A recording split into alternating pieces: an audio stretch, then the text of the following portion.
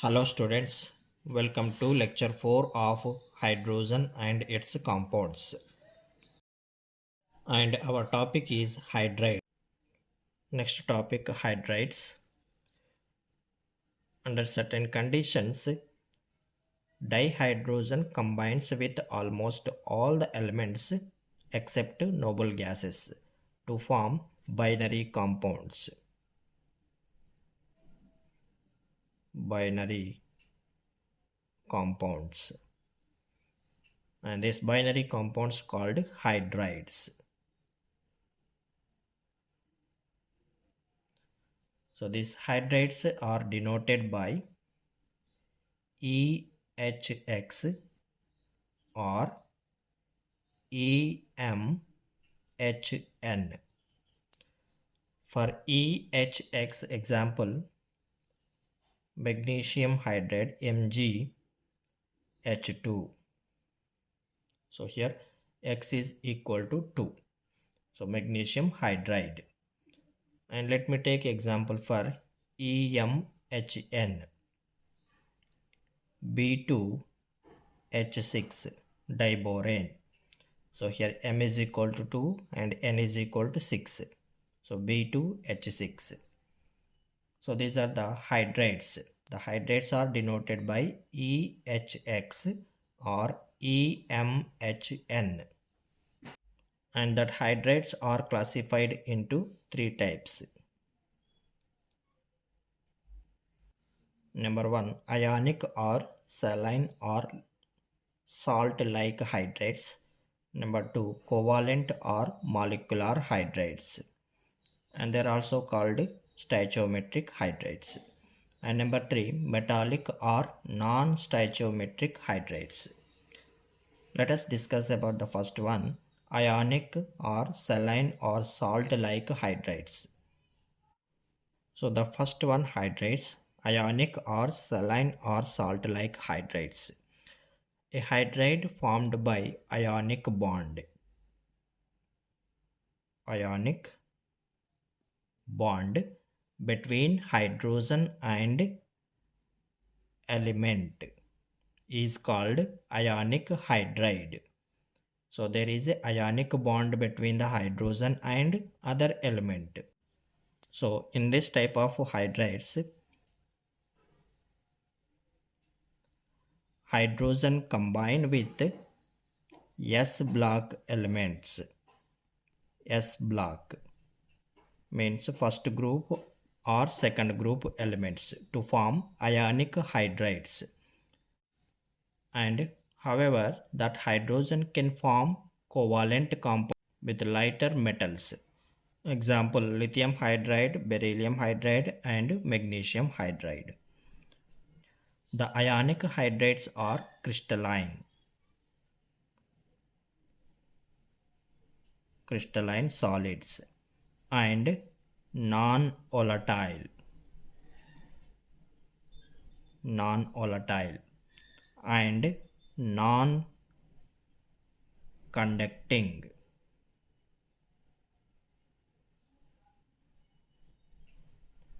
In solid state.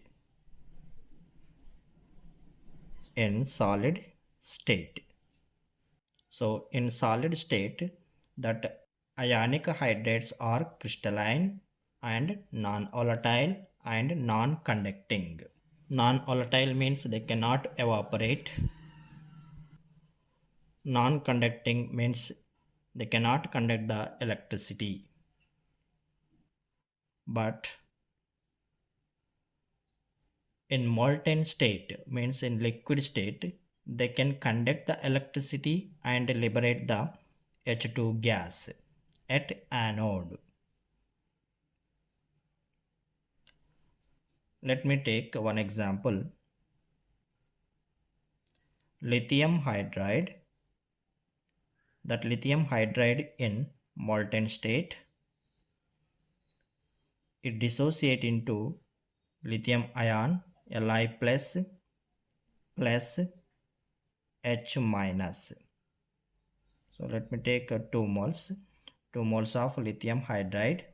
It will give 2 moles of Li plus ions and plus 2 moles of H minus ions. So here I am taking one beaker. In that beaker I am taking lithium hydride, which is in molten state, means in liquid state. In that beaker I am taking two electrodes. One is the cathode and another one is anode. Here cathode negative sign, anode positive sign, and that lithium hydride dissociate into lithium plus H minus. So here that H minus ions are attracted towards the anode because the anode sign is positive and hydrogen sign is negative. So there is an attraction between the opposite sign. So here 2H minus gives rise to, it will give H2 gas, and each H minus lost one electron. So here plus 2 electrons, and this reaction occur at anode. So this H2 gas liberate at, the 2 electrons are taken by 2 Li plus ions. So here 2 Li plus lithium ions plus 2 electrons, and they become neutral, and that neutral atoms combine to give lithium molecule, and it deposited at, so this reaction occur at cathode, and that ionic hydrides react with water to produce H2 gas. So here NaH ionic hydride is a solid, it react with water, and water is aqueous, gives rise to sodium hydroxide, it is aqueous plus H2 gas. And this ionic hydrides also used in the synthesis of other hydrides. So that lithium hydride react with AlCl, dimer of AlCl3, Al2Cl6.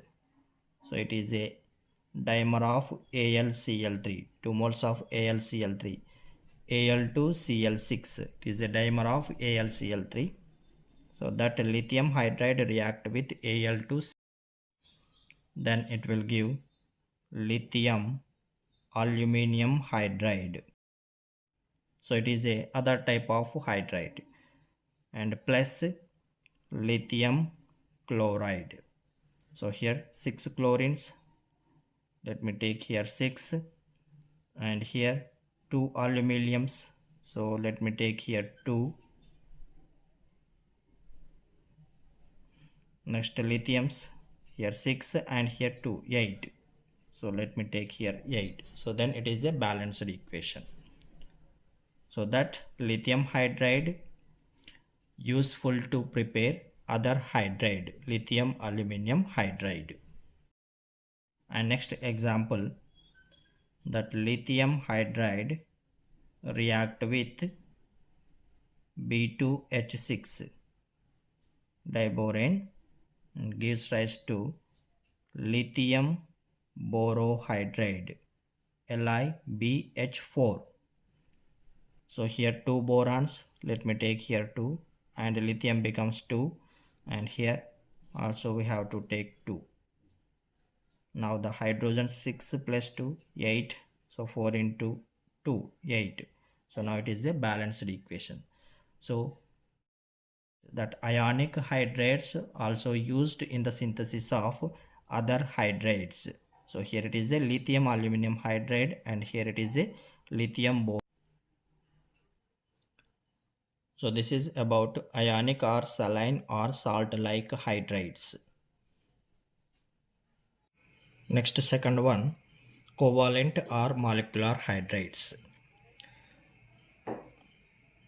A hydride formed by covalent bond between hydrogen and an element is called covalent hydrides. The covalent bond formation takes place between the hydrogen and element is called covalent or molecular hydrides. So hydrogen combine with p block elements to form covalent hydrides, and hydrogen combine with s block elements to form ionic hydrides, and here the hydrogen combine with p block elements to form covalent hydrides. Let me take examples.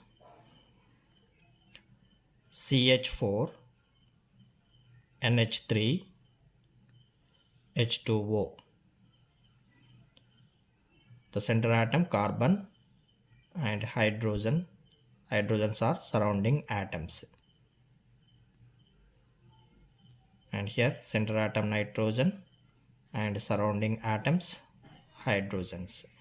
Here the center atom oxygen and surrounding atoms hydrogens. So these are the covalent hydrides or molecular hydrides.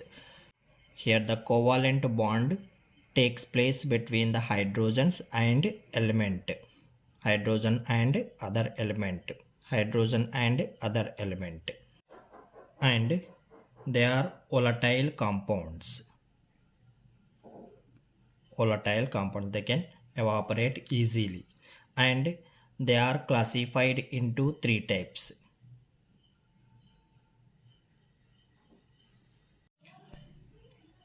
Number 1, A, electron deficient hydrides, and number 2, B, electron precise hydrides, means electron sufficient hydrides, and third one, C, electron rich hydrides. Let us discuss the first one, A, electron deficient hydride. The first one, A, electron deficient hydrides. The covalent hydrides which are not complete octet in outer shell are called electron deficient hydrides.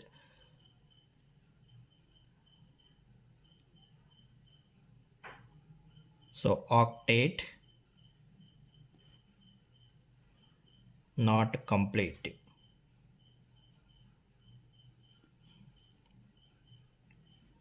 The covalent hydrides which are not complete octet in outer shell are called electron deficient hydrides.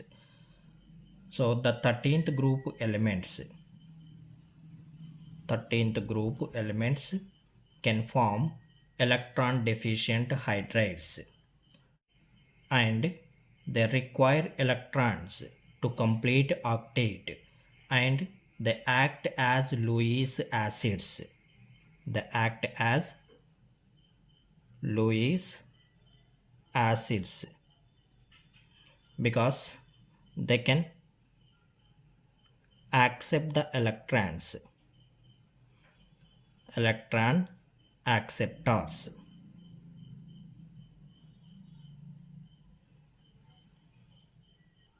So electron deficient hydrides are electron acceptors. They can act as a Lewis acids. Let me take example.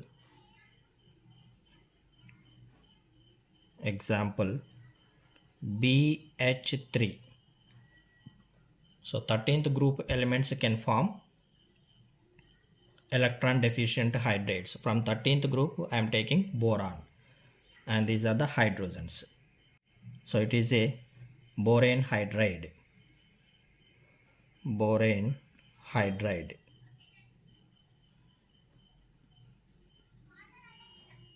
So here the center atom is boron and the surrounding atoms hydrogens, and this hydride is a electron deficient hydride. See here, center atom is boron. In this compound there are 6 electrons in the outer shell. See here, each bond equal to 2 electrons. So here 1 electron and here 1 electron. So here 2 electrons and here 2 electrons and here also 2 electrons. Total 6 electrons. So 6 electrons in outer shell. So octet is not completed. So it requires more 2 electrons to complete the octet. So it is a electron deficient hydride because 2 electrons are less to complete the octet. So here B2H6 is a diborane and it is a dimer of BH3. The diborane is a dimer of BH3, borane hydride.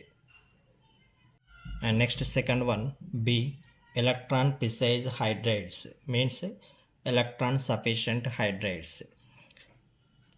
The covalent hydrides which are complete octet in outer shell without lone pairs are called electron precise hydrides. So octet complete. Octet complete without lone pairs. Without lone pairs. And 14th group elements. 14th group elements will form electron precise hydrides. 13th group elements will form electron deficient hydrides and 14th group elements will form electron precise hydrides. And they can act as neutral compounds. Electron deficient hydrides, they can act as Lewis acids, and electron precise hydrides, they can act as neutral compounds. Example, CH4, carbon is a 14th group element and hydrogens, so it is a methane. And here carbon and 4 hydrogens, and these are the covalent bonds. So here each bond 2 electrons, 2 and 4, 6, 8. So there are 8 electrons in outer shell. 8 electrons in outer shell. So they can act as a neutral compounds because they are not accept the electrons or lost the electrons. So this is about electron precise hydrides. And next third one, C, electron rich hydrides. The covalent hydrides which are having excess electrons as lone pairs are called electron rich hydrides. So excess electrons as lone pairs. And 15, 16, 17th group elements will form electron rich hydrides. 13th group elements will form electron deficient electrons and 14th group elements will form electron precise hydrides and 15, 16, 17th group elements will form electron rich hydrides and they can act as Lewis bases. Lewis bases means electron donors. So electron deficient hydrides act as Lewis acids, electron precise hydrides act as neutral compounds, and electron rich hydrides act as Lewis bases because they can donate the electrons. Let me take examples. NH3, H2O and HF. NH3 center atom nitrogen and 3 hydrogens. There is a 1 electron pair on nitrogen and center atom oxygen and hydrogens, and there are 2 lone pairs on oxygen, and here fluorine, hydrogen, so there are 3 lone pairs on the fluorine. So here one lone pair, and here two lone pairs, and here three lone pairs. So in this compound there are 8 electrons in outer shell. So 2 electrons, 2, 2, 2, total 8 electrons. But 2 electrons present as a lone pair. So here 2, 2, 4 and 6, 8. So there are 8 electrons in outer shell and 4 electrons present as 2 lone pairs. And here 6 electrons present as 3 lone pair electrons. So they can donate the electron pairs to form another bond. So these compounds are called electron-rich hydrides, and they can act as Lewis bases because they are donate the electrons to other one. Next, third one, metallic or non-stoichiometric hydrides. A hydride formed by reaction between the hydrogen and a transition or inner transition metal is called metallic hydrides. So the hydride formed by the reaction between the hydrogen and transition or inner transition.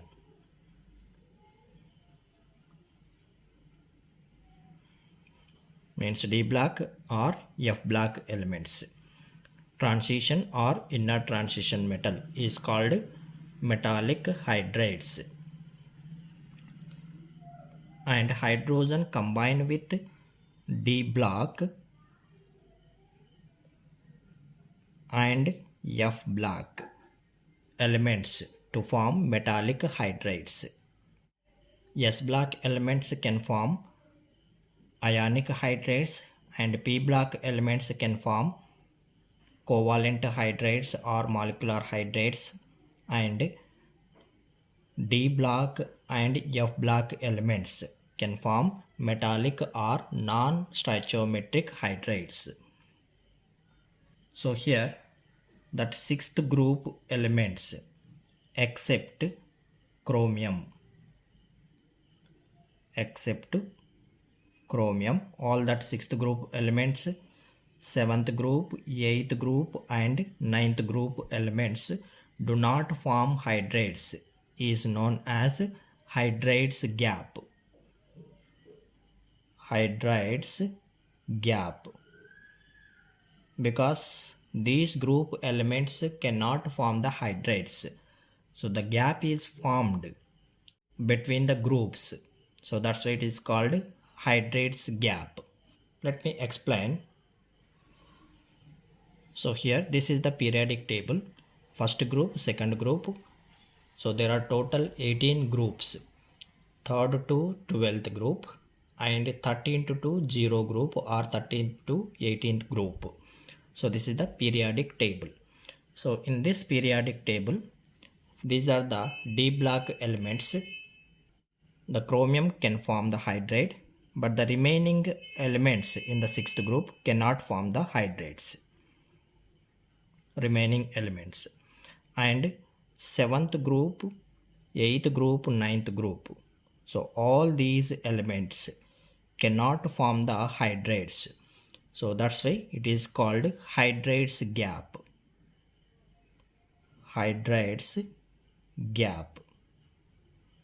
Because all these elements cannot form the hydrides with the hydrogen. So that's why it is called hydrides gap. And the remaining elements can form the hydrides. Let me take examples. Lanthanum hydride. So here hydrogen composition 2.87 and ytterbium hydride, the hydrogen composition 2.55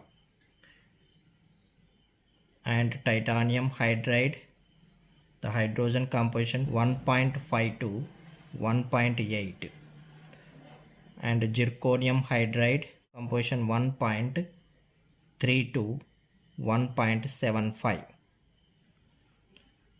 and vanadium hydride the hydrogen composition 0.56, and nickel hydride, the hydrogen composition 0.6 to 0.7. So the ratio is not in whole number, then they are called non-stoichiometric hydrides. For example, if I take lanthanum hydride, the lanthanum is 1. So 1 is to 2.87. So there is no whole number ratio. And here also 1 is to 2.55, and here 1 is to 1.5 to 1.8, and here 1 is to 1.3 to 1.75. So the ratio is not whole number, then they are called non-stoichiometric hydrides, and they do not have fixed composition. They do not have fixed composition. So they do not obey law of composition. They do not obey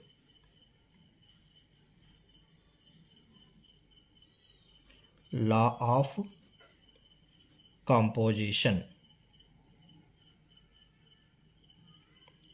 For example, if I take titanium hydride, the ratio is 1 is to 1.5 to 1.8. The hydrogen composition 1.5 to 1.8 means there is no fixed composition, and here also there is no fixed composition.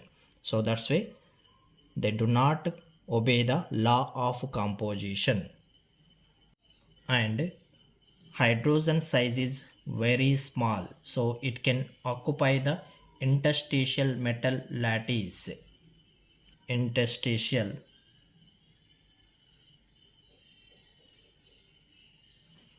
metal lattice. Consequently, they are also called interstitial hydrides. Interstitial hydrides. So hydrogen size is very small, so it can occupy the interstitial metal lattice. Consequently, they are also called interstitial hydrides. For example, here I am taking one metal.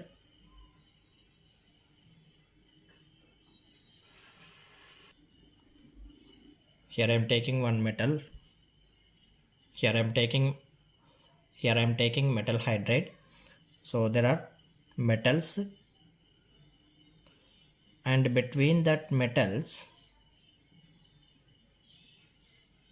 so there are metal atoms. Between that metal atoms there is a gap. So that gap is occupied by hydrogen. That gap is occupied by hydrogen, means that interstitial metal lattice. So this gap is called interstitial metal lattice. So that interstitial metal lattice occupied by hydrogen. So that's why they are also called interstitial hydrides.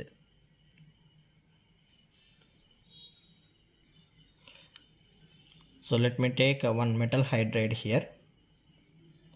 So this is the metal hydride. So in that metal hydride, so there are metal atoms. So these are the metal atoms. So between that metal atoms there is a gap. That gap is called interstitial metal lattice, and that gap is occupied by hydrogen atoms, and these are the metal atoms. So that's why it is called interstitial hydrides. And palladium, platinum accommodate for large volume of hydrogen. Therefore, they are also used as hydrogen storage. Hydrogen storage. So that palladium and platinum accommodate for large volume of hydrogen. Therefore, they are used as hydrogen storage. So this is about metallic or non-stoichiometric hydrides.